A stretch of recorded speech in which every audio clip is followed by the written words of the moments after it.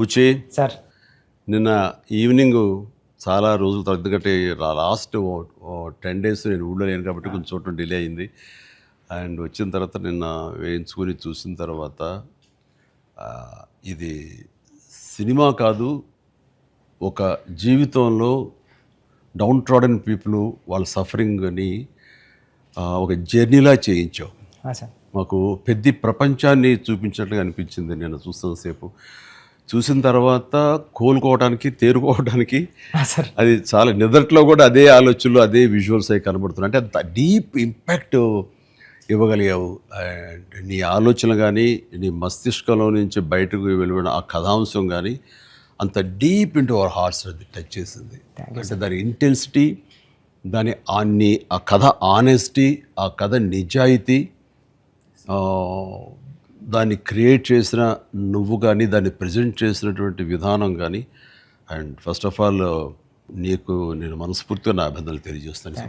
అంటే అది ఒక ఊరి సమస్యగా మొదలైన పోను పోను పోను అది యూనివర్సల్ అయిపోయింది. అది నేషనల్ లెవెల్కి వెళ్ళిపోయి మన భారతదేశం యొక్క ఆవశ్యకత ఏంటి, దాని ప్రభుత్వాలు ఈ స్పోర్ట్స్ పర్సన్స్ని ఎంకరేజ్ చేయటంలో వాళ్ళ బాధ్యత ఏంటి అని తెలియచెప్పినటువంటి ఇది. అయితే నువ్వు తీసుకున్న కథాంశం 89లో కాబట్టి నిజంగా పరిస్థితి చాలా దారుణంగా ఉండేది. నువ్వు చెప్పిన ఈ ప్రయత్నం డెఫినెట్లీ అందరిలోనూ ఆలోచింప చేస్తాను అనిపించింది నాకు. అది చాలా మంచి ప్రయత్నం. ఒక సోషల్ మెసేజ్, ఒక దేశానికి సంబంధించి ఒక అవేర్నెస్ కానీ మరింత సమాయత్తం చేయటం కానీ ఇవన్నీ కూడా ఈ సినిమా ద్వారా బాగా చెప్పావనిపించింది. అండ్ ఈ సినిమాలు ఇంకా నాకు నచ్చిన అంశాలు ఉంటే కనుక చెప్పాల్సి వస్తే నువ్వు, రామ్ చరణ్ అండ్ ఏఆర్ రెహమాన్ గారు, అలాగే లిరిక్స్ అందించినటువంటి అనంత శ్రీరామ్, అట్లాగే ఎడిటర్ నవీన్ నూలి, ఇంకా ఫైట్ మాస్టర్, స్టంట్ కోరియోగ్రాఫర్గా అనుకోవచ్చు మనం. ఈ కుస్తీలు, ఈ రెజ్లింగ్లు వీటిని మీకు స్పెషల్గా శ్యామ్ కౌశల్ గారు, విక్కీ కౌశల్ గారు, ఓకే శ్యామ్ కౌశల్ గారు, ఆయన్ని నభాకాంత్ ఎగ్జిక్యూట్ చేసే ఫైట్ మాస్టర్గా ఆయన్ని, అండ్ జానీ మాస్టర్ కోరియోగ్రఫీ, ఇక వీటన్నిటి ఆర్ట్ డైరెక్టర్ రత్నవేలు గారు, ఇలాంటి వాళ్ళందరి కలయికతోటి వాళ్ళ ఇన్పుట్స్ తోటి అండ్ వాళ్ళ ప్రయత్నాలతోటి అత్యద్భుతంగా రూపుదిద్దుకుంది. ఇది ఒక కళాత్మకంగా వచ్చిందని చెప్పొచ్చు. And it's a timely film. And చరణ్కి ఆర్టిస్టుల పరంగా వస్తే కనుక చరణ్ అయితేనేమి, జగపతి బాబు అండ్ శివరాజ్ కుమార్, ఫెంటాస్టిక్ శివరాజ్ కుమార్, బొమ్మని రాణి, అలాగే అబ్బాయి దివ్యేందర్ కొత్త విలన్గా కానీ ప్రతిదీ చాలా ఫ్రెష్గా ఉన్నారు, కొత్తగా ఉంది. ప్రతి ఆర్టిస్టు చిన్నవాళ్ళు అవని, జూనియర్ ఆర్టిస్టులు అవని, బ్యాక్గ్రౌండ్ ఆర్టిస్టులు అవని, వీళ్ళందరూ కూడా ఒక రియల్గా జరుగుతుంది, ఒక ఇన్సిడెంట్, ఒక సంఘటన జరుగుతుంది, ఒక ఊరి కథ, ఒక మట్టి కథ చెప్తున్నాం అనటానికి ఆ మనుషులు కూడా మట్టి మనుషుల్లాగా రస్టిక్గా అది క్రియేట్ చేయటంలోనూ దాన్ని తెరకెక్కించడంలోనూ నువ్వు, నీతో పాటు నీ టీం మెంబర్స్ అందరూ, నీ క్రూ కానీ క్యాస్ట్ కానీ అందరూ చాలా బాగా చేయగలిగారు. ఇవన్నీ చేయటానికి వెనకాల వెన్నెముకలా నిలబడ్డ వ్యక్తి సతీష్ కిలార్ గారు. ఆయన దేనికి నెరవలేదు. ఇదివరకంత గతంలో అన్ని సినిమాలకి ఆయన కొంచెం పరోక్షంగా వెనకుండా నడిపించేవాళ్ళు. ఇప్పుడు తెర ముందుకు వచ్చారు బాహాటంగా ప్రొడ్యూసర్గా. కాబట్టి ఆయన ప్రయత్నం కానీ, ఆయన గుండె ధైర్యం కానీ, దీన్ని నీ మీద పెట్టుకున్న నమ్మకం కానీ, కంటెంట్ మీద ఆయనకు ఉన్నటువంటి విశ్వాసం కానీ, ఇవన్నీ కూడా ఈరోజు సఫలీకృతం అయినాయి. అండ్ అవ్వటానికి మీరు అందరూ ఎంత ప్రయత్నాలు చేసినా సరే తెర మీద కనిపించడానికి రామ్ చరణ్ ఎలా చేస్తాడు అనే దాని మీద ఉంటుంది కదా. మీరు అందరూ బాగా నటించాడండి. నిన్న వాళ్ళ అమ్మ అంటుంది బాగా నటించాడు అన్నది కరెక్ట్ సర్టిఫికేట్ కాదు రేఖ, కరెక్ట్ మాట కాదు. జీవించాడు అని అనాలి. నాకు పాత్రలో ఒదిగిపోయాడు అని నాకు అనిపిస్తుంది. నేను యాక్టర్ నాకు తెలుసు. అవతల క్యారెక్టరు ఏడుస్తూ మనల్ని ఏడిపిస్తే కనుక అది నటన. వాడు ఏడవకుండా కళ్ళల్లో ఆ భావం పలుకుతూ చూసే ప్రేక్షకులు ఏడిపించాడంటే వాడు జీవించినట్లు. నేను అక్కడ ఒక క్యారెక్టర్ చూస్తాను తప్ప చరణ్ని చూడలేదు. పెద్ది కనపడుతున్నాను అక్కడ. పెద్ది తను ఏడవకుండా తన భావోద్వేగాల్ని కళ్ళ ద్వారా చూపిస్తున్నాడు తప్ప ముఖవళికల ద్వారా, మజిల్స్ ద్వారా చూపించట్లేదు. అది చరణ్ స్పెషాలిటీ. అందుకని మనం ఎక్కువ ఇన్వాల్వ్ అయిపోతారు. ఏం నటించాడు అనొచ్చు, చాలా గొప్ప గొప్ప నటులు ఉండొచ్చు, వాళ్ళ సిస్టమ్ వాళ్ళ విధానాలు చేయొచ్చు. కానీ భావోద్వేగాల్ని లోపల ఫీల్ అవుతావు, ఫీలింగ్ని మునిపంట నొక్కి పట్టి ఎక్స్ప్రెస్ చేస్తూ ఆ కళ్ళ ద్వారా పలికించడం, అది చూసి మనకి అరే నువ్వు ఏడిస్తే బాగుంటుందో అనొచ్చు, కానీ మనకి గుండె పిండేస్తుంది. మనం ఏడలేని సిచ్యువేషన్స్, కానీ ఏడిస్తే బాగుంటుంది అనిపిస్తుంది. ఇట్లాగా టోటల్గా అరెస్ట్ చేసేసి తను చూపించిన విధానం, ఎస్పెషల్లీ అప్పల్ సూరి మరణం దగ్గర నుంచి తన మోటివేట్ అయిన ఇది నుంచి ఇంకా సినిమా గ్రిప్పింగ్ వెళ్ళింది, ఇంకా డీవియేషన్ లేదు.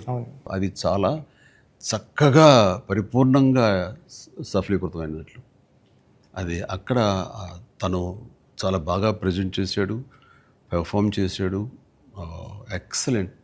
వాడు నా బిడ్డ కాబట్టి ఇంకా ఎక్కువగా చెప్పాలని అనిపించిన కొంచెం అడుచుకుంటూ మాటలు వెతుక్కుంటూ పొందిగ్గా మాట్లాడుతాను, కానీ అది నీలాంటి చూశాడు కాబట్టి నువ్వు చెప్పాలి సార్. మీరు మాట్లాడగలదు సార్, ఎందుకంటే సార్ ఇప్పుడు ప్రపంచం అంతా మాట్లాడుతుంది సార్ చరణ్ సార్ పర్ఫార్మెన్స్. పెద్ద అంటే చరణ్ సార్ అంటే పెద్ద. ఎందుకంటే సార్ ఈరోజు అందరూ ముక్త కంఠంతో అనేది ఒకటి సార్. ఏంటంటే ఏం పెర్ఫామ్ చేశారు అందరూ చిరంజీవి అంటున్నారు సార్. చిరంజీవి చిరంజీవి అండి సార్. హాస్పిటల్ సీన్లో చరణ్ సార్ పర్ఫార్మెన్స్ అంటే మీరు అన్నారు చూసారా, అంటే ఆయన ఫేస్లో బాధ ఉంటుందండి, కానీ మనకి ఆడియన్కి మాత్రం గుండె మెలిపెట్టేసినట్టు. నేను చరణ్ గారు అందరూ మనం ఐమాక్స్కి వెళ్ళాం సార్. ఐమాక్స్కి వెళ్తే మొత్తం థియేటర్లో సీట్లో ఉన్న వాళ్ళందరూ బ్యాగ్ తిరిగి ఇలా బెండ్ చేసి నీస్ మీద అన్నా నీకు నేషనల్ అవార్డు అన్నా అని అరిసారండి. ఈ ఇంట్లో చరణ్ గారి పెర్ఫార్మెన్స్కి నేషనల్ అవార్డు వచ్చంటే నాకు అంతకన్నా హ్యాపీ ఉంటుంది సార్. అంతకు మించిన సంతృప్తి ఇచ్చేసాడు. ఒక తండ్రిగా, ఒక నటుడిగా అంటే మళ్ళీ సీన్ కాదు, తోటి నటుడుగా, కాంటెంపరీ నటుడిగా నాకు నిజంగా చరణ్ గర్వకారణం. అండ్ నేను ఎంత తక్కువ మాట్లాడితే అంత మంచిది, ఎందుకంటే ప్రేక్షకులు వాళ్ళే మాట్లాడేసారు నా బిడ్డ గురించి. అంటే ఇక్కడ చిన్నప్పుడు చదువుకున్న ఒక సుమతి శతకంలోని ఒక పద్యం గుర్తుకొస్తుంది. ఇది పుత్రోత్సాహం పుత్రుణ్ణి కన్ననాడు కాదు, పదుగురు దాన్ని గుర్తించి వాళ్ళు మెచ్చుకుంటున్నప్పుడు, వాళ్ళు పొగుడుతున్నప్పుడు అది కదా నిజమైన పుత్రోత్సాహం. అంటే దాని అర్థం తెలిసొచ్చింది, ఇప్పుడు అనుభవపూర్వకంగా తెలిసొచ్చింది. And I'm really proud of my son, Charan. I love him. And then ఇక అదర్ క్యారెక్టర్స్ మీరు కన్సిడర్ చేసింది కానీ అది కానీ అప్పల్ సూరి క్యారెక్టర్ జగపతి బాబు టోటల్గా ట్రాన్స్ఫార్మ్ అయిపోయాడు. జగపతి బాబు అని తెలియకోవడానికి అతని కళ్ళు, ఆ తర్వాత అతని వాయిస్ వింటే కానీ అర్థం కాదు. మీ ఇంటర్వ్యూల ద్వారా నాకు తెలిసిపోయింది కాబట్టి, గెటప్ చూశాను కాబట్టి అయింది. కానీ నిజంగా ఎవరైనా కొంచెం కొత్త వాళ్ళు చూస్తుంటే కనుక అతను గుర్తుపట్టలేనంతగా ట్రాన్స్ఫార్మ్ అయిపోయాడు. మనకి జగపతి బాబు కనపడకుండా మీరు అప్పల సూర్యునే మీరు కనిపించేలా చేయటం అనేది మీ కాన్సెప్ట్, మీ డిజైనింగ్, అది చాలా అద్భుతంగా చేసాడు. తను కూడా చాలా అవును సార్. మీరు అన్నట్టు అవునండి, మీరు అన్నట్టు అప్పల్ సూరి క్యారెక్టరే ట్రిగ్గర్ చేస్తారు సార్ కథకి. ఏ ఎమోషన్ కావాలో అప్పల్ సూరే జెండా పట్టుకొని పెద్ద చేతిలో పెడతాడండి, అక్కడ నుంచి పెద్ద తీసుకుని ట్రావెల్ అవుతాడు సార్. అది కరెక్ట్ సార్, మీరు ఏదైతే చెప్పారో అది. అందుకే అలా సార్ అప్పల సూరి క్యారెక్టర్ అన్న డ్రైవ్ చేయబట్టే లాస్ట్లో స్టేషన్ కూడా అప్పల వలస అయింది సార్. అది చాలా మంచి ట్రిబ్యూట్. అది అక్కడ కూడా పెద్ద అన్నామని అంటే పెద్ద అనేది ఆ క్యారెక్టర్ గ్రేస్, ఆ క్యారెక్టర్ ఇది చాలా బాగా. తర్వాత శివరాజ్ కుమార్ శివన్న ఆ క్యారెక్టర్ ఒప్పుకొని చేస్తాననటం అనేది ముందు అసలు ఫస్ట్ సక్సెస్ అది అదృష్టం నీకు. అంటే అంత మంచి మనిషి, అంత మంచి యాక్టర్, దాంట్లో ఒదిగిపోయి చేశాడు. చరణ్ని అదవాయించాలి, గదవాయించాలి, తిట్టాలన్నా సరే అంత స్టేజ్ ఉన్న వ్యక్తి. అతను అంటుంటే కూడా మనకి తండ్రి ఫీలింగ్ వచ్చింది కాబట్టి అది చాలా బాగుంది. అది జాహ్నవి క్యారెక్టర్, ఆమె క్యారెక్టర్ వరకు, ఆ సాంగ్స్ వరకు ఎక్సలెంట్. తర్వాత ఫైట్ కంపోజిషన్స్ కానీ అవి కానీ ఎక్సలెంట్.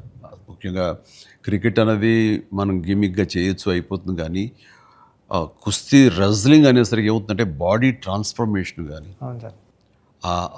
దానికి తగినట్టుగా మనిషి మారిపోవటాన్ని అన్ని రకాల చేసిన ప్రయత్నాలు కానీ అది ఓవర్ నైట్ కాదు. చరణ్ ఇంట్లో ఎలా కష్టపడేవాడు, ప్రతిరోజు నేను విట్నెస్ చేసేవాడిని. నైట్ ఎర్లీ మార్నింగ్ లేచి 5 లేచి వాడు 6 to 7 చేసి 9 o'clock మీ సెట్కి వచ్చిన తర్వాత మళ్ళీ నైట్ నువ్వు 9 వదులుతావా 8 వదులుతావా వచ్చి నీరసంగా వచ్చి కూర్చుని పోయి మళ్ళీ కాస్త సూప్ ఏదో తాగి మళ్ళీ జిమ్కి వెళ్ళిపోయేవాడు. చాలా కష్టం. పైగా అంతా ఆ 70 days వెజిటేరియన్ మీదే ఉన్నాడు. ఉండి ప్రోటీన్ కోసం ఎంత ఇదంటే హై ప్రోటీన్ కావాలి, నాన్ వెజిటేరియన్ తినకూడదు. దానికోసం ఎలా కష్టపడ్డాడు, ట్రెడ్మిల్ జిమ్లో ఎలా ఇదయ్యాడు. అనేది చూస్తుంటే అబ్బా ఇంత అవసరమా, ఇంత కష్టపడాలా, మనం చేసాం కష్టమైన క్యారెక్టర్లు, రిస్కులు చేసాం, కానీ ఇంత చేస్తున్నాడు ఏంటి, దీని ప్రతిఫలం ఎలా ఉంటుంది అంటూ వాళ్ళ అమ్మాయి అయితే భగవంతుని దండం పెట్టుకుంటూ కోరుకుంటూ ఇంత కష్టమైన ప్రతిఫలం రావాలని. ఎందుకంటే అంత కష్టపడి జనం ఆమోదం పొందకపోతే మొత్తం అంతా ఇదైపోతుంది, వ్యర్థమైపోతుంది. ఇంకా కష్టపడితే ఇంతైనా ప్రతిఫలం అనే ఒక డిసప్పాయింట్మెంట్ వస్తుంది. కానీ ఇప్పుడు ఏంటంటే ఎంత కష్టపడితే అంత ఎప్రిసియేషన్ వస్తుంది అనేది ఈ పెద్ద క్యారెక్టర్ తన కష్టపడినందుకు, జనాలు దీన్ని యాక్సెప్ట్ చేసి వెల్కమ్ చేస్తున్నందుకు, నీరాజనలు పలుకుతున్నందుకు హ్యాట్స్ ఆఫ్. సార్ నా ఫేవరెట్ ఏంటంటే సార్, ట్రైన్ దగ్గర లెగ్ పెట్టడానికి బిఫోర్ వచ్చి ట్రైన్ ఇలా పట్టుకొని రెండు ఇలా పట్టుకొని ఒకసారి బయటకు వస్తారు కదండి ఫ్రేమ్లో, అప్పుడు చరణ్ సార్ ఎక్స్ప్రెషన్ ఉంటుందండి, కళ్ళు అలా మూసి ముందండి జస్ట్ అలా ప్లెయిన్గా శూన్యంలోకి అలా చూసి అప్పుడు లెగ్ పెట్టడం స్టార్ట్ చేస్తారండి. అప్పుడు అందరూ క్లాప్స్ అక్కడే కొట్టేస్తాను సార్. అంటే అలాంటి అంటే చరణ్ సార్ అంత ఇన్వాల్వ్ అయిపోయారు సార్. అంటే ఈ కథ చెప్పడానికి కూడా మేము కారణం జనరేషన్ని ఇన్స్పైర్ చేద్దామనండి. అంటే మేము ఇప్పుడు స్కూల్స్కి వెళ్తాం కదా సార్, అప్పుడు స్కూల్స్కి వెళ్తే స్కూల్ అంటే క్లాస్ రూమ్ బ్లాక్ బోర్డేనా, వాని వెనకాల ఒక ప్లే గ్రౌండ్ కూడా ఉంటుంది దాని వెనకాల అని చెప్పడానికి ట్రై చేస్తాం సార్ ఇద్దరు. అంటే ఆట స్థలం అంటే అమ్మ కడుపులో ఉన్న 9 months ఆడుకోవడానికి ఉంటుంది గ్రౌండ్.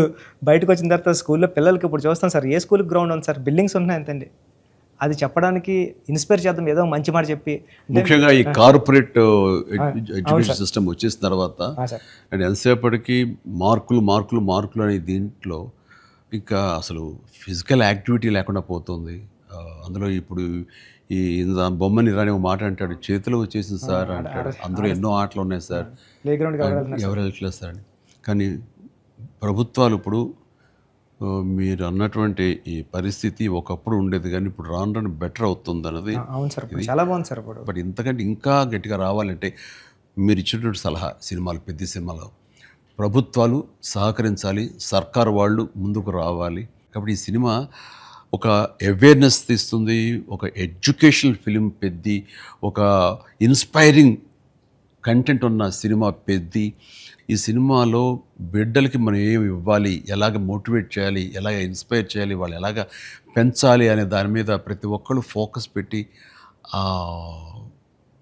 స్ఫూర్తి పొందాలని మాత్రం నేను మనస్ఫూర్తిగా కోరుకుంటున్నాను, విష్ చేస్తున్నాను. Thank you sir, thank you sir. నేను సినిమా చూస్తూ ఏఆర్ రెహమాన్ గారి కంట్రిబ్యూషన్ ఎలా ఉందని చూడటంలో సౌండ్ని పెర్ఫెక్ట్గా వాడుకుంటారండి. అంటే ఆర్ఆర్ అంటే ఓన్లీ ఇంకా ఊకదంపుడు కొట్టేసి ఎలివేషన్స్ కొట్టేసి ఆ రకంగా కొంచెం ఒరవడి ఇప్పుడు కొనసాగుతున్నా కొన్ని చోట చెల్లుతుంది. బట్ అన్ని వేళలా అది కరెక్ట్ కాదు. ఇది మన మనసులోని ఫీలింగ్ని బట్టి ఆయన కొడుతున్నాడని నాకు అర్థమైపోతుంది. గుండెని పిండే విధంగా మరింతగా ఆయన మనల్ని ఇన్వాల్వ్ చేస్తున్నాడు, మనకు ఆ ఫీలింగ్ని ఇవ్వగలుగుతున్నాడు. పెద్దలో పరిపూర్ణమైన న్యాయం చేశాడు. చెప్పాలంటే ఆయన మెయిన్ పిల్లర్గా అనుకోవచ్చు మనం. మీరు అనుకోండి మీ కంటెంట్ సార్. అంటే హీరో ఉండి ఎలివేషన్ ఇవ్వడం వేరు సార్. నేనేమనుకున్నాను, చరణ్ గారు లేకుండా చరణ్ గారు స్టాచ్యూ చూపించి ఎలివేషన్ ఇద్దారు అనుకున్నాను సార్. అది అక్కడ కూడా రెహమాన్ గారు అలా లేపారు సార్, లేపారు మామూలు కాదు సార్, చాలా ఉంది. పైగా ఇది అఫ్కోర్స్ మీరు ఇంటర్వ్యూస్లో మీరు అన్నారు రెహమాన్ని ఎలా ఒప్పించావని చరణ్ చెప్తుంటేను అడిగి వెళ్ళిన బాడీ లాంగ్వేజ్ బట్టిను ఎవరైనా సరే అది. బట్ ఎవరికైనా సరే నువ్వు చెప్పే కంటెంట్ ఉంది, అది మెయిన్. కొంచెం విజ్ఞత, కొంచెం అవగాహన, ఆ సెన్స్ ఉండే ఎవరికైనా సరే ఆ కంటెంట్ నువ్వు చెప్పగానే దానికి డెఫినెట్లీ ఆమోదయోగ్యం, ఆమోద ముద్ర పడిపోతుంది. డిఓపి గారు అయితే ఆయన చాలా బాగా చూపించాడు. నువ్వు ఏదైతే ఒక మట్టి కథ అనుకుంటున్నావో, రస్టిక్ అనుకున్నావో, ఏమంటే ఆ రఫ్నెస్ అది మొత్తం కనిపించేలా చేశాడు. దాన్ని did his job very well. And తర్వాత ఇంకా మీ నవీన్ గారు అయితే టీజర్ దగ్గర నుంచి ట్రైలర్ దగ్గర నుంచి ఆగలేక ట్రైలర్ కూడా నేను చెప్పేశాను ముందు, అద్భుతం. కటింగ్ తర్వాత నాకు బాగా నచ్చింది ఆ డిజాల్వ్ అయ్యి వస్తుంది క్రికెట్ దగ్గర నుంచి రెజ్లింగ్కి. ఇవన్నీ ఇంటర్ రిలేటెడ్గా ఉంటాయి అని చెప్పినట్టుగా చెప్పడం అనేది తన ఇది. అండ్ ఎన్ని చోట్ల బట్ సినిమాలో నెరేషన్లోనే మీరు బ్యాక్ అండ్ ఫోర్త్ చెప్తారు. ఇది అంటే బొమ్మన్ ఇరానీని ప్రేక్షకుని చేశారు. బొమ్మన్ ఇరానీకి ఎలాగైతే కథ అక్కడికి అర్థమవుతూ వస్తుందో సేమ్ ఆడియన్స్ అది మంచి కాన్సెప్ట్. ఇది ఎడిటింగ్ బ్యాక్ అండ్ ఫోర్త్ వెళుతూ చెప్పటం అన్నది ఇట్ ఈస్ మంచి ప్రయత్నం. And that way my heartfelt appreciation to Naveen నోలీకి.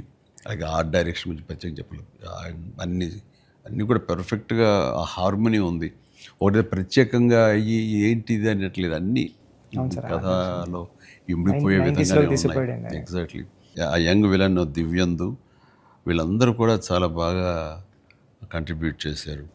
లాస్ట్లో కూడా బొమ్మన గారు స్టాచ్యూ చూడకుండా వెళ్ళిపోదాం, చరణ్ గారిని కలవకుండా వెళ్ళిపోదాం అంటాడండి. చరణ్ ఎందుకు నేను కలవకూడదు అనుకున్నాడు బొమ్మని రాణి అంటే అంతే.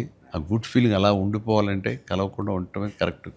లాస్ట్ ఫేజ్ వరకు కూడా అలా కూర్చొని చూస్తున్నారు సార్. లాస్ట్లో కూడా ట్రైన్ని ఎలా ఎక్కి ఆగి కొట్టాను చరణ్ అంటే ట్రైన్ వచ్చింది కదా, ట్రైన్ ఉంది కదా ఎందుకు నడిపించావే బాబు అంటే మేము పడ్డ బాధ మీకు తెలియాలి అని చెప్పేసాను. బాగుంది, మంచి సమ్మప్, అది బాగుంది. అంటే పెద్దిగాడి కోసం ఆ రోజు బండి ఆగింది సార్. మా జీవితాలు మొదలయ్యాయి. మాకు స్కూల్ వచ్చింది, వైద్యం వచ్చింది, సర్కారు వచ్చి మా ఊరు క్రిస్ప్గా చాలా బ్యూటీతో పట్ట అని జరుగుతుంది. లాస్ట్లో మళ్ళీ వస్తారు కదండి చరణ్ గారు స్క్రీన్ బ్యాక్కి, పెద్ద నరుస్తాడు కదండి. అది ఎక్కడ బర్ణ వల్ల తెలియలేదండి ఎవరికైనా. బొమ్మన్ గారికి గట్టిగా పట్టుకుని పెద్ద అని అరిస్తే అప్పుడు కొండల మధ్యలో కుక్కను పట్టుకుని వెళ్తూ ఉంటారు. డిసప్పాయింట్ అయిపోయింది అనుకోకుండా. పుడతామేటి మళ్ళీ చూస్తావేటి మళ్ళీ ఇలాంటి సినిమాని ఇలాంటి సినిమాని మళ్ళీ చూస్తావేటి అనిపించింది. అది ఫెంటాస్టిక్. సతీష్ గారికి ఇది ఒక ప్రౌడ్ ఫిల్మ్ ఇది. అండ్ ఆయన ప్రైడ్. ఆయన ఇంకా తర్వాత బోర్డు సినిమాలు తీయచ్చేమో కానీ ఇది ఇచ్చేటటువంటి సాటిస్ఫాక్షన్, ఇది ఇచ్చే గుర్తింపు, ఇది ఇచ్చిన రెస్పెక్ట్ కానీ అది సతీష్ గారు యూ డిజర్వ్ దిస్. అండ్ దీని వెనకాల మీ సపోర్ట్, మీ ఇలాంటి సినిమా తీసినందుకు నాకు కూడా చాలా ప్రౌడ్. సార్ మీరు ఒప్పిన టైంలో చెప్పారు సార్ నాకు, డబ్బులు ఎలాగైనా వస్తే రెస్పెక్ట్ సంపాదించి ఫస్ట్ అని. ఈయన డబ్బులు ఎలాగైనా సంపాదించుకుంటారు. ఆయన ఉన్నటువంటి కన్స్ట్రక్షన్ అయితేనేవి, అనుకున్నటువంటి డిజిటల్ ఐటీ వలన అయితేనేవి. కానీ ఈ సినిమా ద్వారా గుర్తింపు, ఒక రెస్పెక్ట్ వచ్చింది. అది ఈయన ఫుల్గా ఎంజాయ్ చేస్తున్నారు. బికాజ్ ఆయన సపోర్ట్ ఈ సినిమాకి అంతగా ఇచ్చారు. నువ్వు అనుకున్నవన్నీ కూడా ఆయన నీకు అమర్చారు. ఈయన పూర్తి న్యాయం చేశారు ఆయన. సతీష్ సార్కి నాకు లైఫ్లో ఫస్ట్ మూవీ అన్నట్టు సార్. ఇంక ఇది ఎప్పటికీ మర్చిపోలేము సార్, ఈ రిలేషన్ని. దీనంతా నువ్వు చేస్తావే, నువ్వు ఆ టైప్ ఆఫ్ ఆలోచన డైరెక్టర్ సార్. మీరు నాకు ఒప్పిన ఇచ్చారు సార్ ఫస్ట్. చరణ్ సార్ ఏమో పెద్ద ఇచ్చారు సార్. మీతో కూడా ఒక ఛాన్స్ అవ్వండి సార్, చేస్తాను ఎప్పుడైతే అప్పుడు. నువ్వు అలా పరిగెత్తమని, దూకమని, వైర్లతోటి అంటే సార్ మీరు ఇప్పుడు కూడా చేస్తున్నారు సార్.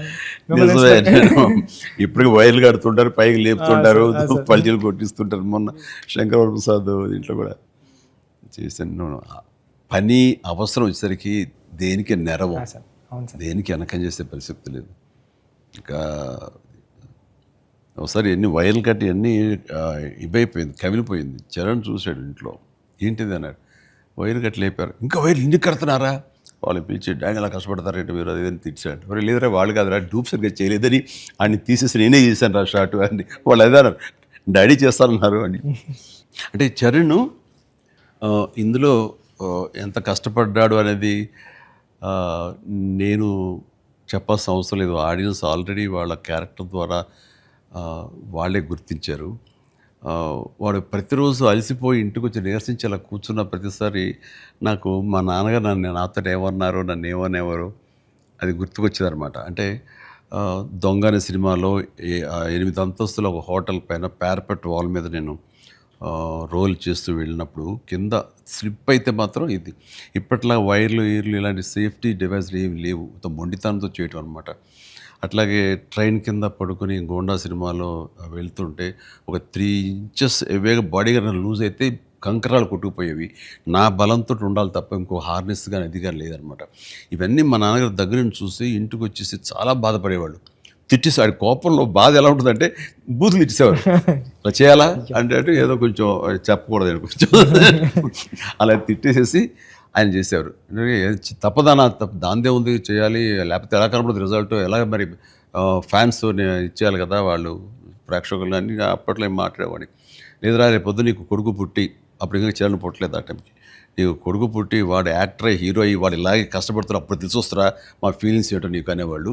నిజంగా నీ పెద్ద సినిమాకి చేసి వాడు అలసిపోయి వచ్చి కూర్చుని ఈ మణికట్టు దెబ్బ తగిలిందని కానీ కంటి మీద దెబ్బ తగిలి రక్తం ఇదే ఇచ్చింది దాని కుట్లు పడ్డాయి అన్నప్పుడు కొంచెం ఒక ½ ఇంచు క్వార్టర్ ఇంచు కిందకి వెళ్తే కంటి గుడ్డేమవుతుందో అనే పరిస్థితి అన్నీ తెలిసినప్పుడు మాత్రం బాధపడి వ్యక్తం చేయబోయాను. నాకు మా నాన్నగారు మాట గుర్తుకొచ్చింది. ఆయన ఎంత బాధపడి ఉంటారు అని చెప్పేసి అదే బాధ ఈరోజు నేను వాడు కష్టపడి వస్తుంటే మాత్రం నాకు ఉండే పిండిన ఫీలింగ్ ఉంది. అయితే సినిమా చూసిన తర్వాత కొన్ని ఎపిసోడ్స్ గురించి చెప్పాల్సి వస్తాయి. ఇందులో ఇంటర్వెల్ నుంచి మాత్రం సినిమా మనిషిని కట్టిపడేసింది, ప్రేక్షకుడిని తారాస్థాయికి తీసుకెళ్ళిపోయింది. ఎమోషనల్ జర్నీ చేయించి ఒక రోలర్ కోస్టర్ రైడ్ లాగా చేయించి అప్ అండ్ డౌన్ చేయించి పినాకిల్ ఇంకా తారాస్థాయికి తీసుకెళ్ళి అక్కడ వదిలిపెట్టారు సినిమాని. ఆటల్లో ముఖ్యం చెప్పాలంటే హాస్పిటల్ సీన్ బుచ్చి నా భూతో నా భవిష్యత్ ఇప్పుడు తలుచుకో నాకు గగురుపాడు వస్తుంది, గూస్ బంప్స్ వస్తున్నాయి. అసలు హాస్పిటల్ సీను వాడి నటనకి మాట్లాడుతూ అది నటనకి అది నటన కాదు, వాడు ఫీల్ అయిపోయాడు దానికి. అక్కడి నుంచి నా కంట తడి తడి తడి లాస్ట్ వరకు ఆగలేదు. All the appreciation, all the blessings, God bless him, God bless him. దానికి చక్కటి అంత మంచి క్యారెక్టర్ ఇచ్చినటువంటి నీకు hats off, hats off. Thank you sir. ఒకసారి ఎస్పి బాలసుబ్రహ్మణ్యం ఆయన నువ్వు ఒకప్పుడు ఆపద్బాంధవుడు చేసావు, ఇంకోసారి రుద్రవేణి చేసావు, అలాగే చాలా సినిమాల్లో నీ పెర్ఫార్మెన్స్ అనేది తెలుసు. కానీ ఎక్కువ కమర్షియల్ వైపు వెళ్ళిపోతున్నావు చిరంజీవి. నీలో పొటెన్షియాలిటీ ఉంది. ఎప్పుడో బాలసుబ్రహ్మణ్యం మన కె బాలచంద్ర గారు అన్నది కూడా అతను ప్రస్తావిస్తూ నీలో ఒక కమలాసనం రజనీకాంత్ అందరి కలయిక ఉంది అంటే ఏదో మాట్లాడుతూ రావాలి సినిమాలు అంటే. అలాంటి కంటెంట్ తోటి మనవాళ్ళు వస్తే కనుక ఎందుకు చేయను, చేసే కెపాసిటీ ఉంది, చేయగలను నమ్మకం నాకు ఉంది, రావాలి అంటే. నువ్వు చేయలేనిది చూడండి ఏం లేదు అని అన్నప్పుడు నాకు అవకాశాలు రాని టైంలో హిందీలో ఒక డంగల్, ఒక చెక్దే వచ్చినప్పుడు వాళ్ళ పెర్ఫార్మెన్స్ అది చూసినప్పుడు ఇలాంటి కదా నాకు కావాలని కోరుకున్నాను. కానీ అలాంటి కంటెంట్ తోటి డైరెక్ట్లో వస్తేనే కదా మనకు ఏదైనా ఛాన్స్ అవకాశం ఉండేది. అలాంటి వచ్చినప్పుడు ఆ సినిమాకి ఇప్పుడు ఈ సినిమా కూడా అలాంటి స్పోర్ట్స్ నేపథ్యంలోనే వచ్చింది. ఆ సినిమాల్లో దంగల్ తీసుకుందాం, అది ఫ్యామిలీ ఎమోషన్ అది. అండ్ దోస్ కుస్తీకి సంబంధించిన, రజనీకి సంబంధించిన ఫ్యామిలీ ఆడబిడ్డల వాళ్ళ ఇంటర్నల్ డ్రామా గుండెని కట్టిపడేస్తుంది, పిండేస్తుంది. అండ్ నీ సినిమా ఈ పెద్ద వచ్చేసరికి రస్టిక్ స్పోర్ట్స్ డ్రామా అండ్ అవేర్నెస్ని మోటివేట్ చేస్తూ ఒక రకమైన ఎడ్యుకేటివ్ ఫిలిం ఇది. ప్రతి ఒక్కరికి, ప్రభుత్వాలకి అయితేనేవి, చిన్నపిల్లలకి, తల్లిదండ్రులకి, ప్రేక్షకులకి అందరికీ ఒక అవేర్నెస్ ఆలోచింపచేసే సినిమా ఇది. అందుకని అవి క్లాసిక్ స్పోర్ట్స్ డ్రామాలైనా ఇది రస్టిక్ ఒక గ్రామీణ నేపథ్యంలో ఉండేటటువంటి మట్టి కథ, మట్టి గేమ్స్, మట్టి మనుషుల కథ ఇది. అందునే దీనికి ఎక్కువ లాంజివిటీ ఉంటుంది, దీనికి ఎక్కువ ఆదరణ ఉంటుందని నా భావన. అండ్ దట్ వే ఇలాంటి కథ చరణ్ రావటం అనేది నేను మిస్ అయింది, చరణ్ పొందాడు. కాబట్టి ఆ అవకాశం వచ్చింది కాబట్టి కొంతమంది చిరంజీవిని మించిన వాడు చరణ్ అంటున్నారు, ఒప్పుకుంటున్నారు మనస్ఫూర్తిగా. కానీ ఒక తండ్రిగా గర్వంగా ఉంది, ఒక నటుడిగా కొంచెం కష్టంగా ఒప్పుకోవాల్సి వస్తుంది. చాలా బాగా చేసేవారు చరణ్, లవ్ యూ. గ్రామీణ వాతావరణం ఈ నేపథ్యంలో కథల్లో అఫ్కోర్స్ మీ గురువు గారు సుకుమార్ పెట్టింది పేరు. సుకుమార్ సినిమా రంగస్థలం కానీ ఇప్పుడు ఈ సినిమా ఇది చూసినప్పుడు నాకు అఫ్కోర్స్ నిన్న మొన్న చనిపోయారు, దివంగతులయ్యారు భారతిరాజా గారు. కొద్ది రోజుల క్రితం నేను భారతిరాజా గారు కూడా ఈ బుచ్చి సుకుమార్ లాగానే ఆలోచిస్తారు. ఆయన 16 వైద్యుల దగ్గర నుంచి మొదలు మర్యాద కానీ ఇలాంటి సినిమాలన్నీ, నా ఆరాధన సినిమా ఇవన్నీ కూడా చూస్తాను. నేను డిస్కస్ చేసుకుంటున్నాను. ఆ 2 డేస్లోనే నిన్న మొన్న ఆయన చనిపోయారని తెలిసిన ఇది డ్యూ రెస్పెక్ట్ ఆయనకి మనస్ఫూర్తిగా మనం ఆయన ఆత్మశాంతి చేకూరాలని ఈ సందర్భంగా కోరుకుంటున్నాను. అండ్ ఆయన ప్రస్తావన ఎందుకు వచ్చిందంటే అలాంటి సినిమాలకు ఆయన పెట్టింది పేరు. అదే రొమాంటిక్ సినిమాలు అవని, లేకపోతే drama Avani, family drama Avani. And very good, ఆయన గ్రౌండెడ్. అలాగా మళ్ళీ సుకుమార్ గారు మీరు మన తెలుగులో అంత గ్రౌండెడ్ ఫిల్మ్స్ తీస్తుంటారు.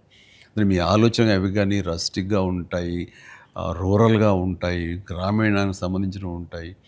అట్లాగా ఆయన ఆ, ఈ ఈ ఇందులో మనస్ఫూర్తిగా నేను ఇలాంటి ఒక శిష్యుడికి ఇన్స్పైర్ చేసి ఇలాంటి మంచి కథ ఎన్నుకోవడానికి, ఆలోచించుకోవడానికి ఒక కథకుడుగా, ఒక డైరెక్టర్గా నువ్వు అతనితో అసోసియేట్ అయ్యి నువ్వు నేర్చుకున్నందుకు, నేను ఇన్స్పైర్ చేసేందుకు, నీలాంటి వ్యక్తిని ఈ పెద్ద ద్వారా మాకు ఇచ్చినందుకు అండ్ మనస్ఫూర్తిగా నీ సందర్భంగా సుకుమార్కి నేను నా అభినందనలు తెలియజేయాలి.